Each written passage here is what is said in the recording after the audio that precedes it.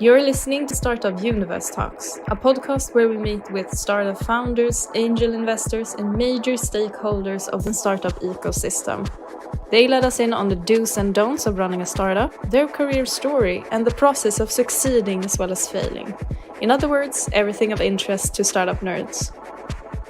Startup Universe is a massive network of opportunities for tech startup founders.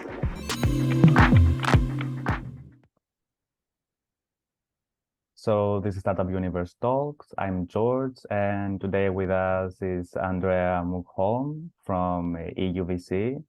Andrea, we're very glad to have you here with us today. First of all, can you share a little bit of your story and career and explain to us what is EUVC? Yes, for sure. So if we start by where I am now and then go backwards afterwards and kind of try and tell the tale of how I got here. So EUVC is probably the main podcast and one of the biggest newsletters in Europe dedicated to European venture. We cater to an audience of VCs, LPs, meaning limited partners, the ones that invest into VC funds, and also angel investors. And then, of course, we've got our podcast, which is, I think we're on our 220th episode or so by now. We interview the best VCs in Europe.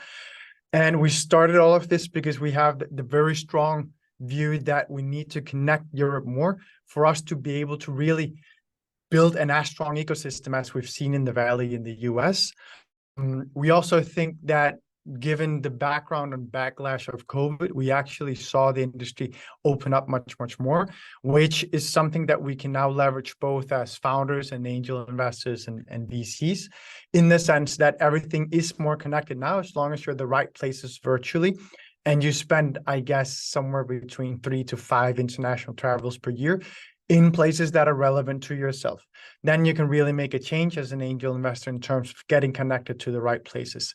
On top of this, we're also doing angel investing.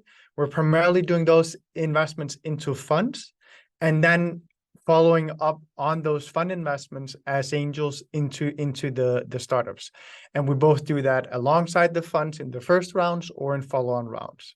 So just to pick that apart, right? The reason we do it like this is because David and I, we recognize that we might be quite well connected in our own ecosystem, in our own little country, Denmark for me, Portugal for David.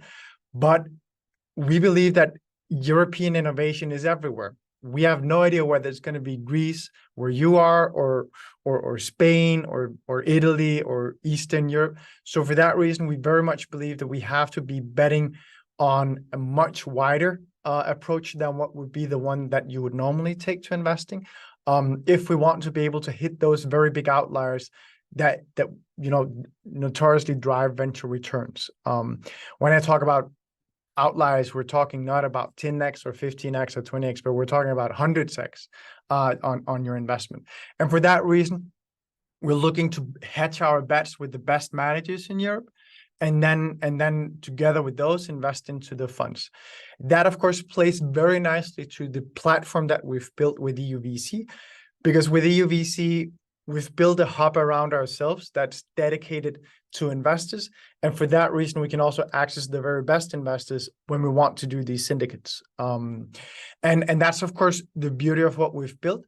And then back to my journey, I've always been a guy that very much throw myself into anything that I get close to.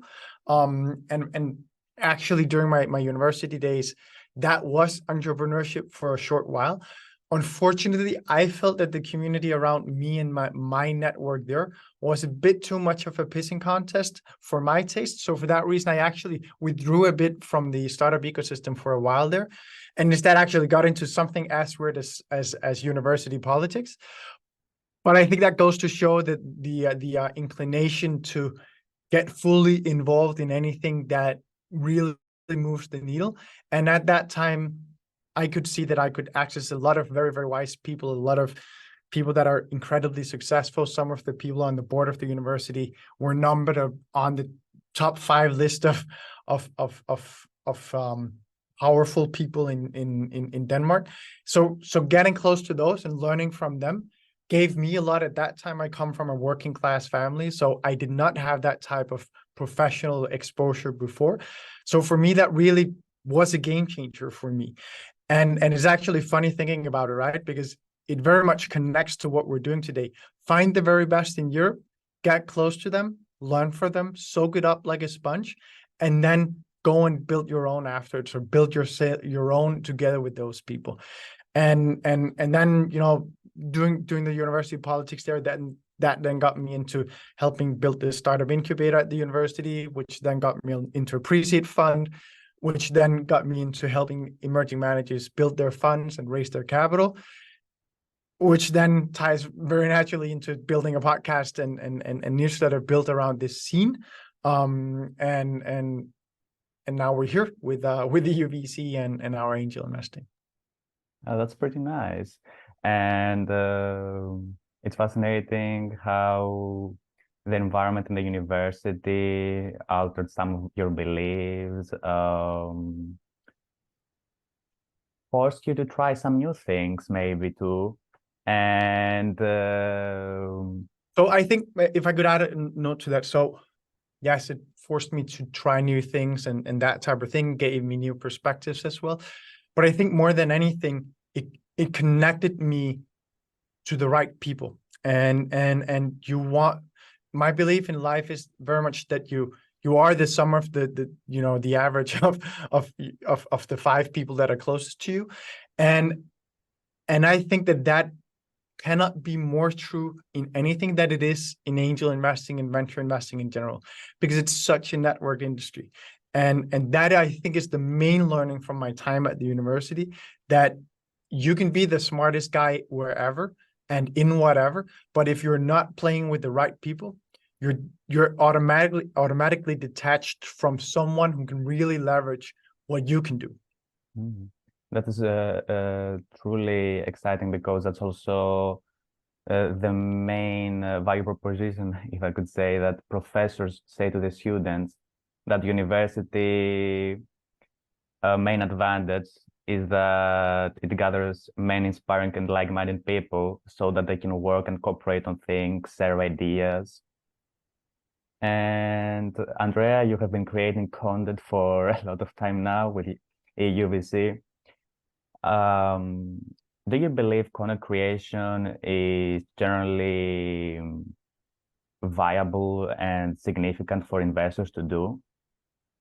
Content creation for investors? Yes. Yeah. So back to the core basics of investing, right? Network is so central. If you're trying to become the best within anything and be recognized as such, there's no other route that is going to propel you on that journey faster than content creation, right? Whether that's having a podcast, doing a newsletter, putting out thought leadership on social media, it is just so central.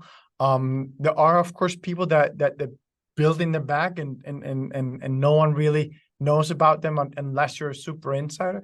But those are not very many. And there's a reason why in venture, we always talk about VC Twitter being stupid, or VC Twitter being a bit over the edge and too much and too full of themselves. And they spent more time building their own Twitter following than building their portfolio and that type of thing.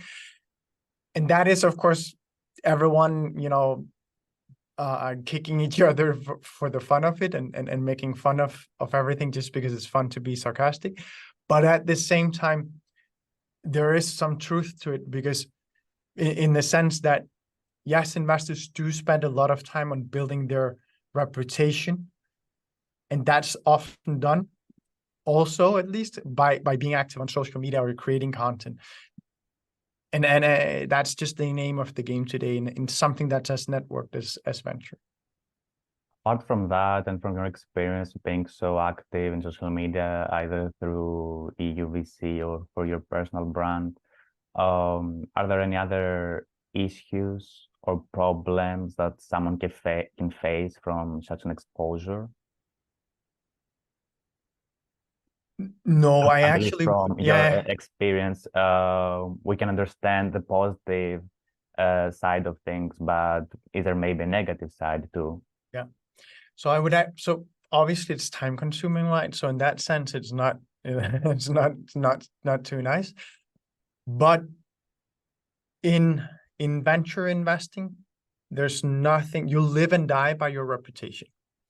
And for that reason, you can't really hide by not being active on social media and then avoid that reputational risk. Because the ecosystem of the very best founders and the very best investors is, at the end of the day, not very big. So if you do a misstep towards a founder, whether you're vocal on social media or not, that experience and that reputation will be spread very quickly amongst the best investors and the best founders. Because what do you do as a startup founder when you're considering taking an investment from someone or considering going out racing for a round? The first thing you do is asking the best people around you, who should I talk to? And when you're talking to that person, you're then both going to ask that person for references. You're going to look at their portfolio. You're going to contact their startup founders in their portfolio to check if they're actually good. And for that reason, whether you have things blowing up on social media or not, you're going to have pretty much the same ramifications anyway. So in that sense, I wouldn't say that there's an extra risk by being public. Obviously, there's political topics that some people choose to stay away from. And I think that's more of a personal choice than it's a professional one. I don't see, as an example, we've got the All In podcast with Jason Calacanis, Chamath, and so on. And those guys only talk politics, and they're very vocal about what they think. And they've got quite some success anyway. I think that at least in the Western part of the world, as long as you're of course mindful about not alienating people, then there shouldn't be an issue there. Nice. And in terms of political discussions and also through the tech community, we see lots of fun memes on your newsletter and posts. How do you come up with those? Where do you find them? How do you pick them? Yeah. So I have the view that we tend to deal with powerful and wealthy people with white gloves on, as you'd say in some languages. I think everyone gets what I mean. And I don't think that makes any sense, because just as soon as you get to know them and you're alone with them, or you're in a trusted group, you realize very quickly that they're like anyone. So they will be laughing about stupid jokes just like anyone else. And for that reason, I don't think it's necessary to put on a shield of using complex language and not being entertaining and having fun with things, just because you're communicating to this group of people. In fact, I think that that's a bit our opportunity, because the majority of the outlets speaking to these people do censor themselves quite a bit and put on that face that, in a way, they're starved of having a fun and engaging approach to the space that they're in. And I think that, as you point out, the memes are probably the strongest strongest expression of this on our side. And then you asked operationally, how do we come up with these? How do we find them? Sometimes, of course, it's just by being in the Twitter space of VC, and you see them going around. And other times, it's like, the other day I put one out with the tech executives waiting for the IPO window to open. Meaning, right now we have this problem that everyone's waiting for the IPO window to open, meaning everyone's waiting to be able to exit their late stage companies through an IPO, meaning a listing on the stock exchange. And then I created a meme of a bunch of gamers sitting during a LAN party, and sitting there obviously choked up, all very, very warm and sweaty. And then I said tech XX waiting for the IPO window to open, and that type of thing. I think it's just having that mind and awareness of how can I make a fun spin to what's going on in the industry. Exactly that. At the end, we should understand that we are all humans, and no matter what, we have some common characteristics, all of us. Something particularly important that the mindset of Silicon Valley and the startup ecosystem there also show us, and teaches us how to behave around, and to see that at the end things are pretty simple and clear. Sometimes we just want to make them complex. Do you use any AI or ChatGPT in creating those memes? Do robots have that fun in them? Yeah, not in creating memes. I think it would probably be a unnecessary step, in the sense that, I think at least to me, the process is easier to just either search for memes and then repurpose them, right? Because then you'll have a meme that's already going viral on some topic non-venture related, and then by just looking at it, you'll very quickly see, okay, this could be spun in a venture like mindset here. I do so ChatGPT and Gen AI in general is incredibly important for us as content creators, right? Because Gen AI has allowed us to create our podcast much quicker, both in terms of ideating on the conversations, but also in terms of editing afterwards, because you can now, by the click of a button, remove all ums and pauses, right? So there's definitely some efficiency gains there. And then repurposing is where it really comes to its light, right? Because with ChatGPT, I can plug in our full interview, and then I can ask it to summarize it or pull out core learnings and that kind of thing. And then I can run through it and put in our own take and make it give it the last 20% that ChatGPT can't do yet. That's very good to know. And it still shows that there is still a lot of things that have to happen in order to not have to put our touch as humans on it. But also maybe we might always have to put our personal touch and human touch on everything that comes out of the content and the output. It's also about our audience are reading our content because they like our tone of voice and the angle that we're giving it.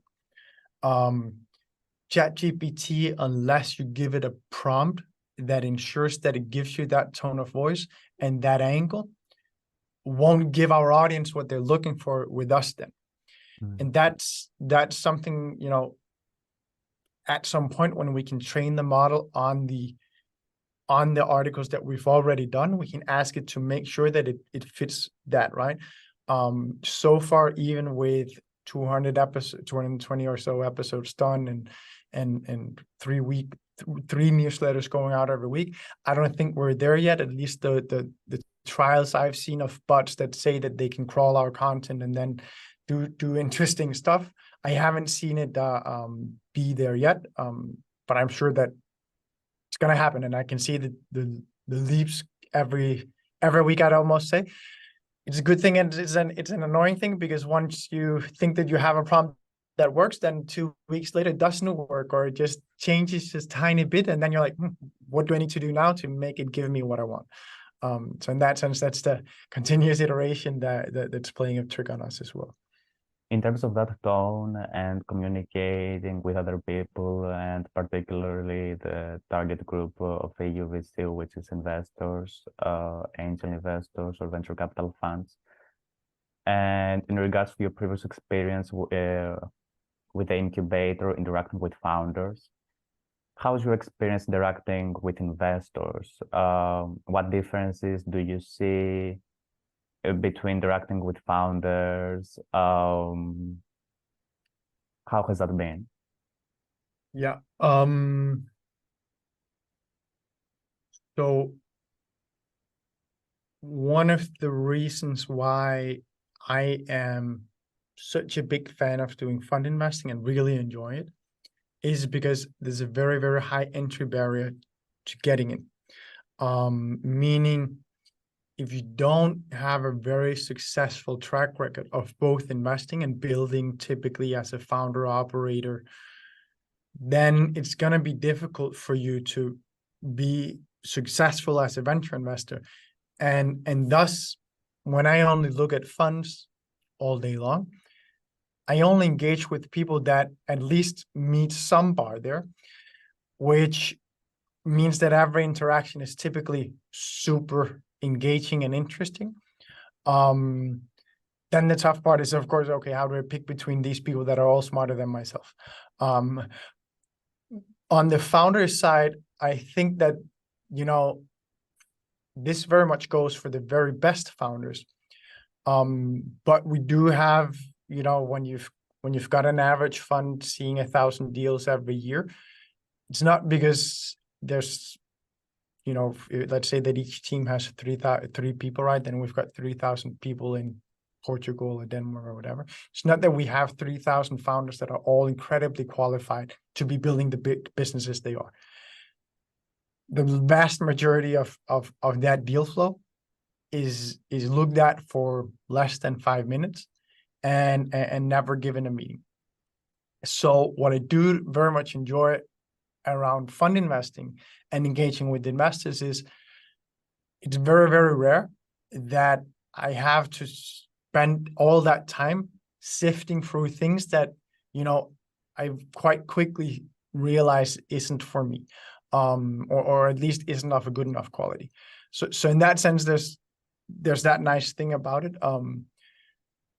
Nonetheless, you never know, of course, where the best thing comes from. That's our whole thesis and why we do fund investing.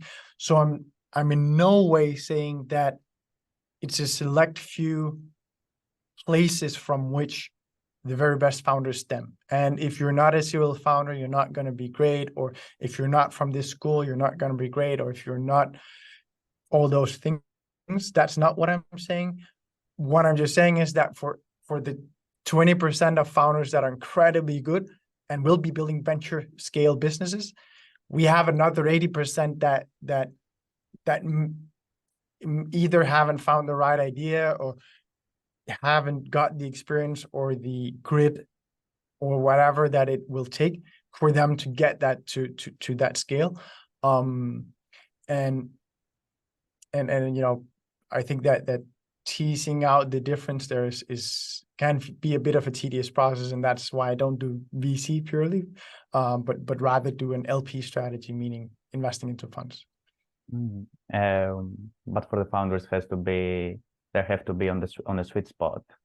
And for that, with your experience talking and interacting with investors and yourself with angel investing, for the founders watching us, is there any advice you would have for them?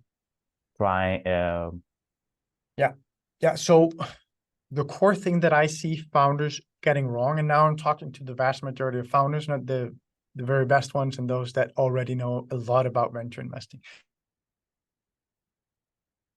But the main thing that I see founders getting wrong is not sufficiently understanding the mindset of a venture investor and what they're looking for. And I think that any founder that doesn't spend that time to understand what is venture and what is the venture model, and inferring from that what that means for their own business, are doing a disservice to themselves. Because I've seen so many founders trying to raise VC capital when they're not ready to raise VC capital. So they're spending so much time researching and pitching and so on to VCs when they should be doing so to angels. And then another example is that you see founders with a business that does not have an unbounded upside, which means that the company can go huge and be a 1000x returner for the first investors. If you don't have a startup with those characteristics, then raising venture capital money and going on that route of raising round after round after round is probably not the right round or the right route for you. You'd then be better off either bootstrapping or being completely frank with the angels that are going to come into your first round and say, we think this business can grow to 20 million of ARR. It's going to be high profit margin, but we're going to cap out because XYZ, whatever, right? And then raise on the back of those expectations so that the investors that you have coming in also come in with those expectations, because the worst thing you can do is start populating your cap table with investors that have different expectations to what you're building from what you have yourself. And I've seen founders thinking about gaming this as well, meaning that they polish their pitch too much and what they sell to angels, even though they don't believe in it themselves necessarily, but they think that this is what they should do to get that capital.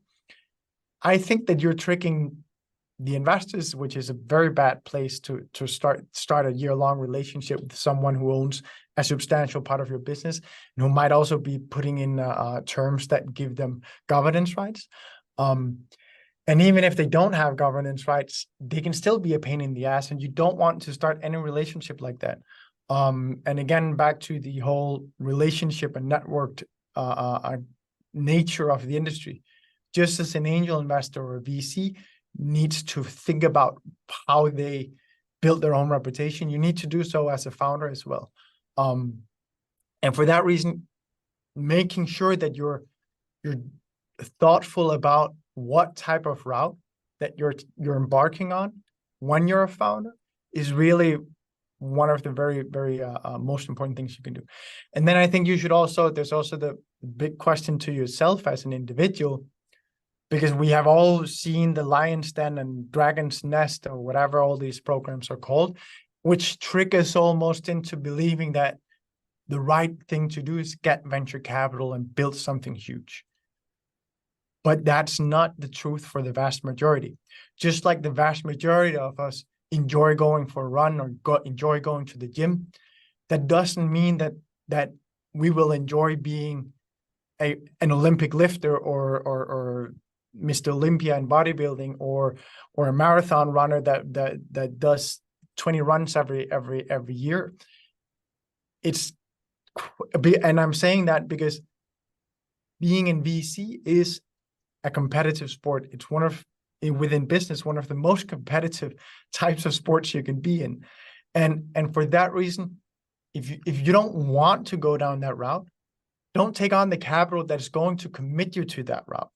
Then build your business as your own and build your business for yourself and for a couple of friends or wealthy individuals that want to embark on that journey with you and either sell it down the line or just get dividends from owning it. I really think that path is spoken too little of and is pursued by too few, especially the younger generation. Especially the younger generation have been coaxed into thinking that venture is the right route for them, when in fact, they don't see themselves putting in 60, 70 hours per week, not saying goodnight to their kids or eating dinner with their spouse and children when they get there to having that. But that is the raw truth of most startup founders that end up taking venture capital, that they are in a race that is very, very tough. And I would not embark on that journey myself. So that's why I'm not building a venture startup. I don't want to do that. That is a good it shows that you acknowledge it and know what are your limitations, what are your opinions also on those matters. At the same time, you also mentioned about the cap table and how that changes as a startup raises more rounds. And I think that is something that is not so much discussed, the fact that you get to the growth stage and the things and the investors that you have put on the cap table on those early stages can really affect how investors view at the growth stage, and how having a clear cap table with investors that provide value to you even after raising more rounds can really affect the way that investors see your startup. So Yeah, you could so say, so just as you're taking on team members and you want, when you're building your startup, you want to make sure that you're taking on A grade people, because part of what anyone looking to invest in your startup is going to look at is who are the people that you're able to talk into joining you on your journey. And because that speaks loud both about your vision, also about your knowledge of the space and your ability as a leader. And when you're taking on people on your cap table, meaning investors, it's very much the same thing. So if you don't attract A-level investors, the next round of investors is going to kind of look into that and say, why was this round done by a bunch of nobodies? And it's not that is going to poison your startup at all, and that you then can't raise capital. But it is something to be mindful of, in the sense that the value of getting top tier angels in your first round is incredible. So if you've got a shot at that, for sure it's really worthwhile pursuing and doing a lot to do. in a and then sense, trying to limit debt equity. Yeah, you want to take that the very wise type of equity, right? And then there's the other side to it, which is of course, what terms are you taking investors on? And there, as you said, you can definitely make some decisions in the beginning, and it's actually oftentimes the angels that are pushing you to do this, right? Because what tends to happen is that the terms are too favorable to the first round of angels, causing you to dilute yourself and causing you to lose governance rights, that the follow-on investors are going to say, we're not touching that. We want you to be able to stay with this and have sufficient upside all throughout. So if you gave away 40% of your startup to 3 wealthy angels in the beginning, you have an issue right from the get-go, because anyone looking at that is going to say, well, you're going to tap out at Series A, and then you're not going to have sufficient upside to want to stay with this business. And that doesn't make any sense. And then you have to restructure things. And that's just a bad situation, because those angels will typically be very difficult to deal with. And if you're not an absolute outlier, many VCs won't even go into that discussion. So for that reason, really be mindful about doing your first round on market conform terms. It's part of the work that we do with angels, trying to I would almost say share the importance of not poisoning a startup by protecting your own ass as an angel in the beginning, even though it might look like a really good idea to just upside maximize or increase your own stake as an angel in the first round as much as you can. That decision can end up causing the whole startup to be poisoned so that you can't raise the follow-on round. So for that reason, I always advise, figure out what the market standard terms are at this stage, figure out the level of equity that I can take as an angel, or I can meaningfully ask for as an angel in this round, and then stick with that, because you're not going to be better off by arguing for 20% in the first round. So if I got the 2 things correct, First of all, you are a fan of bootstrap companies, and also you sort of disagree with the statement that you should always be fundraising.